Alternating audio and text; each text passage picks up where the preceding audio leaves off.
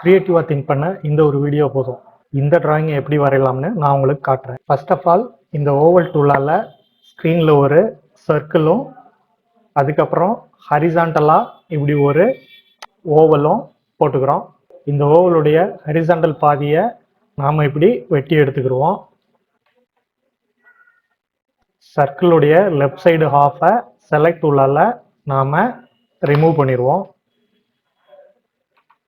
இப்போ இந்த ஹாஃப் சர்க்கிளில் இப்படி கொண்டு போய் ஜாயின் பண்ணிடுவோம்.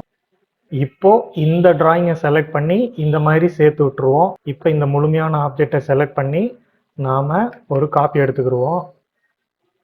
இப்போ இந்த காப்பி மேலே ரைட் கிளிக் பண்ணி ரொட்டேட் ஆப்ஷனுக்குள்ளே ஃப்ளிப் ஹரிசாண்டல் அப்படின்ற ஆப்ஷனை செலக்ட் பண்ணால் நீங்கள் பார்த்த அந்த டிராயிங்கை இப்படி அழகாக போட்டு முடிச்சிடலாம்.